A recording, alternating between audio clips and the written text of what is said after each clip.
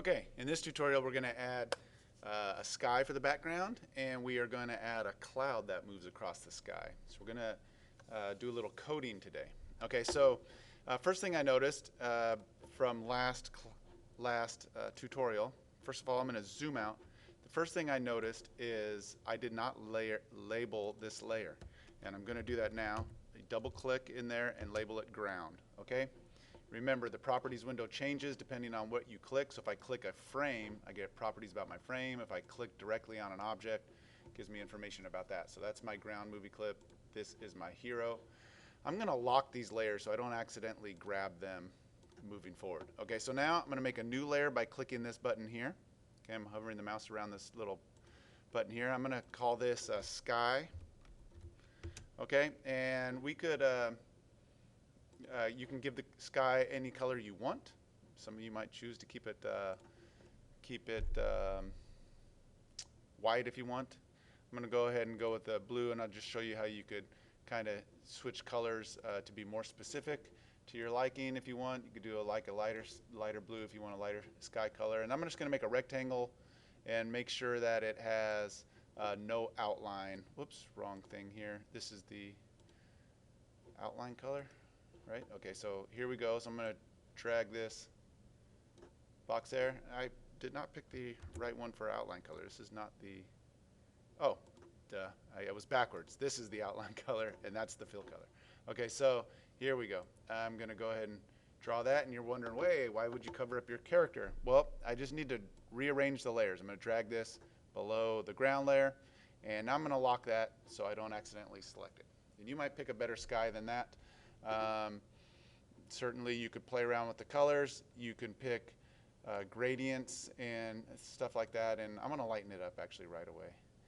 Whatever, we'll just leave it. Let's move on. Here we go. So now we're going to make another layer, and on this layer we're going to draw a cloud.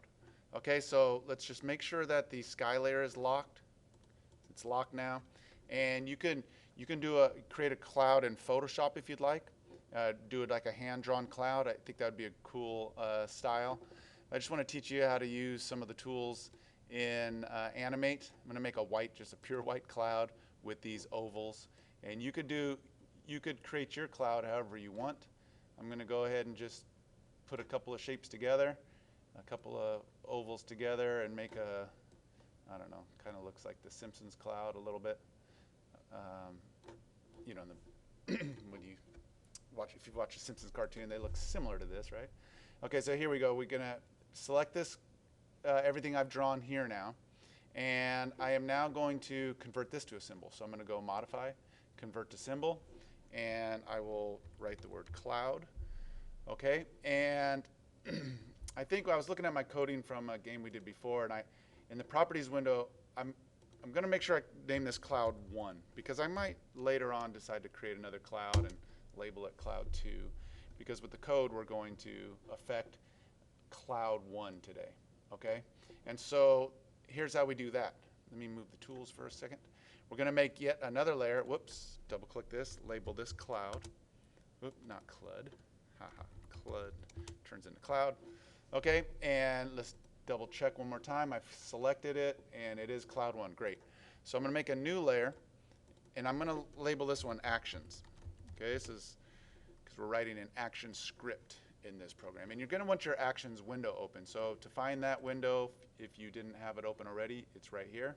It looks like you could have a shortcut pushing F9. I'm going to get my window right up there for you so you can see it all. And first thing we're going to need to do is import some abilities for Animate.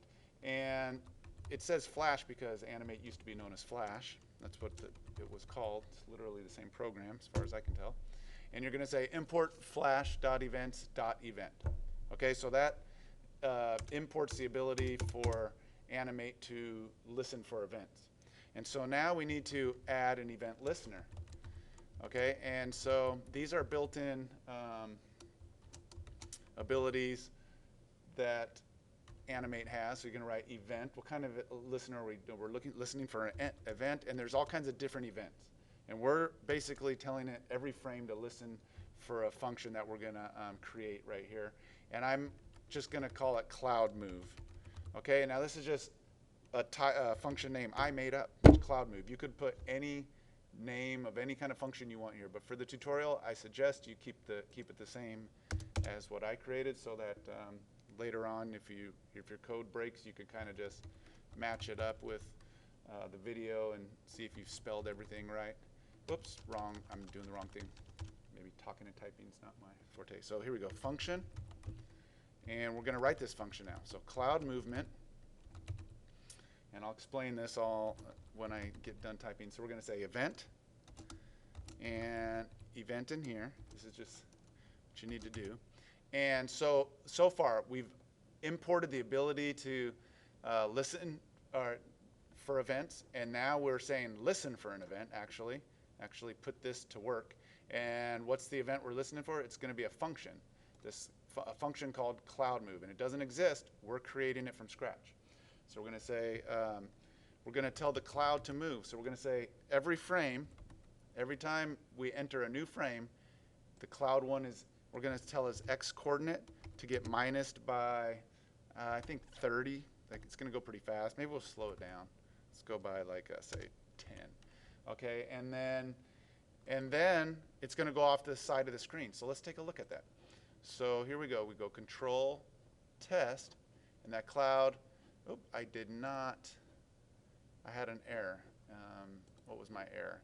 Let me see, cloud, I must have misspelled something. Cloud, I wrote cloud movement, and it should be cloud move. Sorry. Hopefully you go back through the video and catch that error.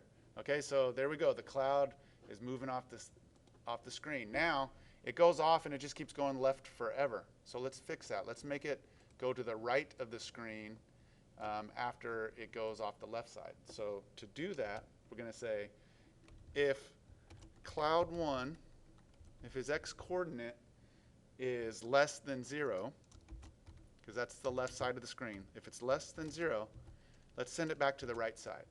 Okay, it's cloud.x, cloud1.x, his x coordinate. We're going to set it, and I've just kind of tested this before, and I set it to about 1280. That's off to the right side of the screen. Okay, and then let's test that. Let's see what that looks like. So it goes off the left side, and then it reappears on the right. Now the only problem for my taste is that it's in the same place every time. So let's just play around and make this randomly move up or down every time it goes to the right side. And to do that, there is some built-in abilities in Animate to set its y coordinate to a random value. And we're going to say math.random, and that's the part that's built into Animate. And we're saying math random, and we're going to multiply it by it. And you could play with these numbers. I encourage you to play with these numbers and see what they do. A math random produces a number between 0 and 1, and then it's supposed to be different every single time, and then you multiply that by whatever you put here. So 300 pixels, so it's going to be between 0 and 300 in a range, and then you add 25 to it, you know, just in case it got to 0. You add that in there,